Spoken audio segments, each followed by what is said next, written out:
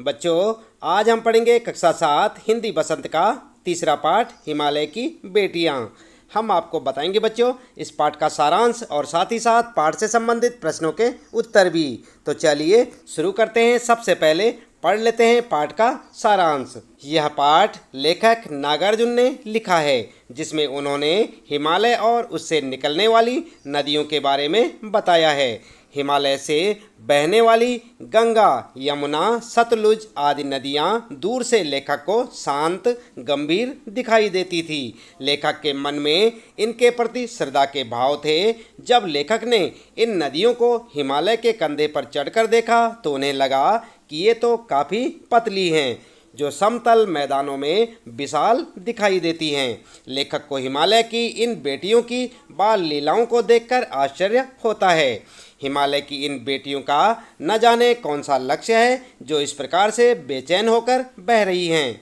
नदियाँ बर्फ़ की पहाड़ियों में, घाटियों में और चोटियों पर लीलाएं करती हैं। लेखक को लगता है कि देवदार, चीड़, सरसों, चिनार आदि के जंगलों में पहुंचकर शायद इन नदियों को अपनी बीती बातें याद आ जाती होंगी। आगे लेखक कहता है, सिंधु और ब्रह्मपुत्र दो महानदियाँ हिमालय से निकलकर समुद्र में मिल जाती हैं। हिमालय को ससुर और समुद्र को उसका दामाद कहने में भी लेखक को कोई झिझक नहीं होती। कालिदास के यक्ष ने अपने मेघदूत से कहा था कि बेतवा नदी को प्रेम का विनिमय देते जाना, जिससे पता चलता है कि कालिदास जैसे महान कवि को भी नदियों का सजीव रूप पसंद था। काका कालेलकर ने भी नदियों को लोक माता कहा है, लेकिन लेखक इन्हें माता से पहले बेटियों के रूप में देखते हैं। कई कवियों ने इन्हें बहनों के रूप में भी देखा है। लेखक तिब्बत में सतलुज के किनारे पैर लटकाकर बैठ गया। लेखक का तन और मन तरोताज़ा हो गया और लेखक गुनगुनाने लगा। तो बच्चों, ये था यहाँ पर हिमालय की बेटियाँ पाठ का सारांश। उम्मीद है कि आपको अच्छे से समझ आया होगा। आप चाहें तो सारांश को अपनी नोटबुक में भी नोट कर सकते हैं। चलिए इसके बाद जान लेते हैं इस पाठ से संबंधित प्रश्नों के उत्तर अभ्यास प्रश्न उत्तर में। और सबसे पहला प्रश्न है बच्चों यहाँ पर, नदियों को मां मानने की परंपरा हमारे यहाँ काफ़ी पुरानी है, लेकिन लेखक नागार्जुन उन्हें और किन रूपों में देखते हैं। तो उत्तर में आप लिख सकते हैं बच्चों, नदियों को मां मानने की परंपरा भारतीय संस्कृति में अत्यंत पुरानी है। नदियों को माँ का स्वरूप माना गया है। नदियाँ अपने जल से माँ के समान हमारा पालन पोषण करती हैं, हमारे खेतों को सींचती हैं, लेकिन लेखक नागार्जुन उन्हें बेटी, प्रियसी व बहन के रूपों में भी देखते हैं। ठीक है, इस प्रकार से आप अपने पहले प्रश्न का उत्तर लिख सकते हैं बच्चों। इसके बाद शुरू होता है आपका दूसरा प्रश्न, और यहाँ पर कहा है, सिंधु और ब्रह्मपुत्र की क्या विशेषताएं बताई गई हैं। उत्तर क्या लिखेंगे आप? आपने पाठ तो पढ़ लिया होगा बच्चों। उत्तर में लिख सकते हैं, सिंधु और ब्रह्मपुत्र हिमालय की दो ऐसी नदियां हैं जिन्हें ऐतिहासिकता एवं महत्व के आधार पर पुल्लिंग रूप में नद भी कहा गया है। क्या कहा गया है बच्चों? नद। इन्हीं दो नदियों में सारी नदियों का संगम भी होता है। प्राकृतिक और भौगोलिक दृष्टि से भी इनकी महत्ता है। कहा जाता है कि ये दो ऐसी नदियां हैं जो दयालु हिमालय के पिघले हुए दिल की एक एक बूंद से निर्मित हुई हैं। इनका रूप विशाल और विराट है। इनका रूप इतना लुभावना है कि सौभाग्यशाली समुद्र भी पर्वतराज हिमालय की इन दो बेटियों का हाथ थामने पर गर्व महसूस करता है। ठीक है, तो इस प्रकार से आप अपने इस दूसरे प्रश्न का उत्तर लिख सकते हैं बच्चों। इसके बाद देख लेते हैं आइए तीसरा प्रश्न, और यहाँ पर पूछा है, काका कालेलकर ने नदियों को लोकमाता क्यों कहा है? जानते हैं आप क्यों कहा है बच्चों? चलिए देख लेते हैं उत्तर में। नदियाँ युगों युगों से मानव जीवन के लिए कल्याणकारी रही हैं। ये युगों से एक माँ की तरह हमारा भरण पोषण करती हैं। इनका जल भूमि की उर्वरा शक्ति को बढ़ाने में विशेष भूमिका निभाता है। इसलिए नदियाँ माता के समान पूजनीय, पवित्र एवं कल्याणकारी हैं। मानव नदी को दूषित करने में कोई कसर नहीं छोड़ता, परंतु इसके बावजूद भी अपार दुख, गंदगी, अवहेलना सहकर भी हमारा कल्याण उसी प्रकार करती हैं जैसे अपने नालायक पुत्र का कल्याण माँ चाहती है। अतः काका कालेलकर ने नदियों को माँ के समान विशेषताओं के कारण उन्हें लोकमाता का दर्जा दिया है। ठीक है, तो इस प्रकार से आप लिख सकते हैं बच्चों अपने तीसरे प्रश्न का उत्तर। और फिर शुरू होता है आपका चौथा प्रश्न, हिमालय की यात्रा में लेखक ने किन किन की प्रशंसा की है? तो क्या लिखेंगे उत्तर में? उत्तर लिखेंगे, हिमालय की यात्रा में लेखक ने हिमालय की अनुपम छटा की, नदियों की अटखेलियों की, बर्फ से ढकी पहाड़ियों की, पेड़ पौधों से भरी घाटियों की, देवदार, चीड़, सरो, चिनार, सफ़ेदा और कैल से भरे जंगलों की प्रशंसा की है। ठीक है, इस प्रकार से आप लिख सकते हैं। अगला है बच्चों 5वां प्रश्न। यह लेख 1947 में लिखा गया था। तब से हिमालय से निकलने वाली नदियों में क्या क्या बदलाव आए हैं? उत्तर में लिखेंगे, हिमालय से निकलने वाली नदियां अब अपनी पवित्रता और मूल रूप को प्रदूषण के कारण खो चुकी हैं। मैदानी क्षेत्रों में आते आते शहरों की गंदगी इस हद तक मिल जाती है कि स्वच्छता का नामो निशान मिट जाता है। गंगा, यमुना जैसी नदियां इसका ज्वलंत उदाहरण हैं। है ना बच्चों? आपने देखा होगा नदियों में लोग प्रदूषित जल या गंदगी फेंक देते हैं। ठीक है, इसके बाद बच्चों अगला प्रश्न है यहाँ पर प्रश्न नंबर 6। अपने संस्कृत शिक्षक से पूछिए कि कालिदास ने हिमालय को देवात्मा क्यों कहा है? तो जानते हैं बच्चों कालिदास ने हिमालय को देवात्मा क्यों कहा? नहीं जानते? चलिए कोई बात नहीं, उत्तर में आप लिख सकते हैं, हिमालय में देवताओं का वास होने के कारण कालिदास ने हिमालय को देवात्मा कहा है। आज भी हिमालय भगवान शिव का वास स्थान के नाम से जाना जाता है। ठीक है, इस प्रकार से आप लिख सकते हैं। इसके बाद बच्चों आपके शुरू हो जाते हैं भाषा की बात के प्रश्न।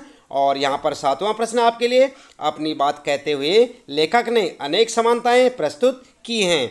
ऐसी तुलना से अर्थ अधिक स्पष्ट और सुंदर बन जाता है। उदाहरण के लिए आप देखेंगे, क है संभ्रांत महिला की भांति वे प्रतीत होती हैं, और ख है माँ और दादी, मौसी और मामी की गोद की तरह उनकी धारा में डुबकियां लगाया करता। तो इसी प्रकार से आपके लिए यहाँ पर है, अन्य पाठों से ऐसे 5 तुलनात्मक प्रयोग निकालकर कक्षा में सुनाइए और उन सुंदर प्रयोगों को कॉपी में भी लिखिए। उत्तर में आप लिख सकते हैं बच्चों, नंबर 1, सचमुच दादी माँ साप भ्रष्ट देवी सी लगी। आपने पढ़ी थी ना दादी माँ कहानी, उसी से लिया गया है। इसके बाद दूसरा है बच्चों, बच्चे ऐसे सुंदर जैसे सोने के सजीव खिलौने। ठीक है, और तीसरा लिखेंगे, हरी लकीर वाले सफ़ेद गोल कंचे बड़े आंवले जैसे। अगला लिख सकते हैं आप चौथा, बड़े मियाँ के भाषण की तूफान मेल के लिए कोई निश्चित स्टेशन नहीं है, सुनने वाला थक कर जहाँ रोक दे वहीं स्टेशन मान लिया जाता है। और 5वां लिख सकते हैं आप बच्चों, संध्या को स्वप्न की भांति गुजार देते थे। ठीक है, इस प्रकार से आप अपने इस प्रश्न का उत्तर लिख सकते हैं। अगला प्रश्न है बच्चों, निर्जीव वस्तुओं को मानव संबंधी नाम देने से निर्जीव वस्तुएं भी मानो जीवित हो उठती हैं। लेखक ने इस पाठ में कई स्थानों पर ऐसे प्रयोग किए हैं, जैसे कि आप देख सकते हैं, कह है परंतु इस बार जब मैं हिमालय के कंधे पर चढ़ा तो वे कुछ और रूप में सामने था। ठीक है, और ख है काका कालेलकर ने नदियों को लोकमाता कहा है। तो इसी प्रकार से आपको लिखना है, पाठ से इसी तरह के और उदाहरण ढूंढिए। तो आपने और उदाहरण ढूंढने बच्चों। उत्तर में आप किस प्रकार से लिखेंगे? उत्तर लिख सकते हैं, नंबर 1, नदियां संभ्रांत महिला की भांति प्रतीत होती थी। दूसरा लिख सकते हैं, जितना कि हिमालय की गोद में बच्चियां बनकर ये कैसे खेला करती हैं। तीसरा लिख सकते हैं बच्चों, हिमालय को ससुर और समुद्र को दामाद कहने में कुछ झिझक नहीं होती थी। और अगला लिख सकते हैं चौथा, बूढ़ा हिमालय अपनी इन बेटियों के लिए कितना सिर धुनता होगा। ठीक है, तो इस प्रकार से आप अपना उत्तर लिख सकते हैं बच्चों। फिर आता है आपका अगला प्रश्न, और यहाँ पर पूछा है, पिछली कक्षा में आप विशेषण और उसके भेदों से परिचय प्राप्त कर चुके हैं। आपने पढ़े थे बच्चों, पिछली कक्षाओं में विशेषण और उसके भेद पढ़े थे। चलिए नहीं पढ़े थे कोई बात नहीं, आपको वीडियो के नीचे डिस्क्रिप्शन बॉक्स में आप देखें, वहाँ पर विशेषण का चैप्टर आपको लिंक देखने को मिलेगा। आप उस पर क्लिक करें और वहाँ पर आपको विशेषण के बारे में पूरी जानकारी मिल जाएगी। आइए अपने प्रश्न में देखते हैं, नीचे दिए गए विशेषण और विशेष संज्ञा का मिलान कीजिए। तो आपको यहाँ पर इस प्रकार से देखने को मिलेगा बच्चों, एक तरफ लिखा है विशेषण और इधर लिखा है विशेष्य, और यहाँ पर लिखा है संभ्रांत, चंचल, समतल, और इसके नीचे लिखा है घना और फिर मूसलधार। और दूसरी तरफ देख सकते हैं बच्चों, वर्षा, जंगल, महिला, और उसके नीचे नदियाँ और आंगन। तो यहाँ पर जो है अपने उत्तर में आप इस प्रकार से मिलान कर सकते हैं बच्चों। यहाँ पर मिलान करना आपने विशेषण और विशेष्य का। तो यहाँ पर लिखेंगे सम्भ्रांत महिला, यहाँ पर चंचल के साथ लिखेंगे नदियाँ, समतल के साथ यहाँ पर आंगन लिखे बच्चों, आंगन, और यहाँ पर लिखेंगे घना के साथ जंगल और मूसलाधार के साथ वर्षा। क्या समझे आप? सम्भ्रांत महिला, चंचल नदियाँ, समतल आंगन और घना जंगल और मूसलाधार वर्षा। तो इस प्रकार से आपका विशेषण और विशेष्य का मिलान हो जाएगा। इसके बाद बच्चों 10वां प्रश्न है, द्वंद्व समास के दोनों पद प्रधान होते हैं, इस समास में और शब्द का लोप हो जाता है। किस शब्द का लोप होता है? और शब्द का।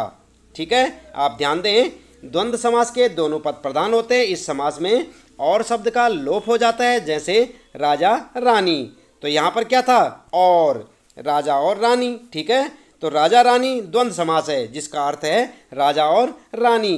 पाठ में कई स्थानों पर द्वंद्व समासों का प्रयोग किया गया है, इन्हें खोजकर वर्णमाला क्रम यानी शब्दकोश शैली में लिखिए। तो आप देख सकते हैं बच्चों, उत्तर में आप लिखेंगे छोटी बड़ी यानी कि छोटी और बड़ी, दुबली पतली यानी कि दुबली और पतली, नंग धड़ंग यानी कि नंग और धड़ंग, और माँ और बाप। ठीक है, तो माँ बाप। इस प्रकार से आपका उत्तर हो जाएगा। इसके बाद बच्चों अगला है यहाँ पर प्रश्न 11वां, नदी को उल्टा लिखने से दीन होता है। क्या होता है? नदी को अगर हम उल्टा लिख दें तो क्या बनेगा? दीन, जिसका अर्थ होता है गरीब। दीन का अर्थ क्या होता है? गरीब। आप भी 5 ऐसे शब्द लिखिए जिसे उल्टा लिखने पर सार्थक शब्द बन जाए। प्रत्येक शब्द के आगे संज्ञा का नाम भी लिखिए, जैसे नदी का दीन। ठीक है, तो इस प्रकार से आपको यहाँ पर जो है बनाना है बच्चों। उत्तर के लिए आप क्या करेंगे, एक टेबल सी बना लें इस प्रकार से, जैसे कि आपको यहाँ पर दिखाई दे रही है, और यहाँ पर लिखेंगे नव। इसका नव का उल्टा क्या हो जाएगा? वन। नव का उल्टा क्या होगा? वन, और ये होगा जातिवाचक संज्ञा। राम, तो उल्टा क्या हो जाएगा? मरा। राम का उल्टा क्या हो जाएगा? मरा, और यहाँ पर ये हो जाएगी भाववाचक संज्ञा। इसके बाद बच्चों एक शब्द है राही, तो राही का अगर हम उल्टा कर दे तो क्या बनेगा? हीरा, और ये हो जाएगा द्रव्यवाचक संज्ञा। इसी प्रकार से एक शब्द है धारा, धारा को उल्टा कर दे तो क्या बनेगा? राधा, और ये होगी व्यक्तिवाचक संज्ञा, क्योंकि ये किसी का नाम है ना। और यहाँ पर नामी, यहाँ पर मीना, नामी का उल्टा क्या होगा? मीना, और ये भी होगी व्यक्तिवाचक संज्ञा। आई बात समझ में? तो इस प्रकार से आप अपना उत्तर लिख सकते हैं बच्चों यहाँ पर। इसके बाद आता है फिर अगला प्रश्न है आपका, समय के साथ भाषा बदलती है, शब्द बदलते हैं और उनके रूप बदलते हैं। जैसे बेतवा नदी का नाम दूसरा रूप क्या था? बेत्रावती। पहले क्या नाम था उसका? बेत्रावती। नीचे दिए गए शब्दों में से ढूंढकर इन नामों के अन्य रूप लिखिए। तो आपको क्या करना है यहाँ पर उत्तर में आप इस प्रकार से लिख सकते हैं बच्चों। लिखेंगे नया नाम और पुराना नाम। ठीक है, सतलुज का आप देख रहे हैं यहाँ पर सतद्रुम, रोपड़ का रूपपुर, झेलम का बितस्ता, चिनाब का बिपाशा, अजमेर का अजय मेरू। ठीक है, और इसी प्रकार से बनारस का वाराणसी। तो ये नया नाम और पुराना नाम। ठीक है, तो बच्चों इस प्रश्न के साथ ही इस पाठ से संबंधित प्रश्नों के उत्तर यहाँ पर समाप्त होते हैं। उम्मीद है कि आपको अच्छे से समझ आए होंगे। इसी प्रकार लगातार कक्षा 7 हिंदी बसंत के सभी पाठों के प्रश्न उत्तर जानने के लिए लगातार देखते रहे वीडियो, जुड़े रहे हमारे साथ। और यदि आप चैनल में पहली बार आए हैं तो चैनल को सब्सक्राइब अवश्य कर दें, बेल आइकन भी दबा दें बच्चों, ताकि आपको आने वाली प्रत्येक पाठ की वीडियो की नोटिफिकेशन मिलती रहे। मिलते हैं फिर अगली वीडियो में नए पाठ के कुछ नए प्रश्न उत्तरों के साथ। आपका दिन शुभ हो।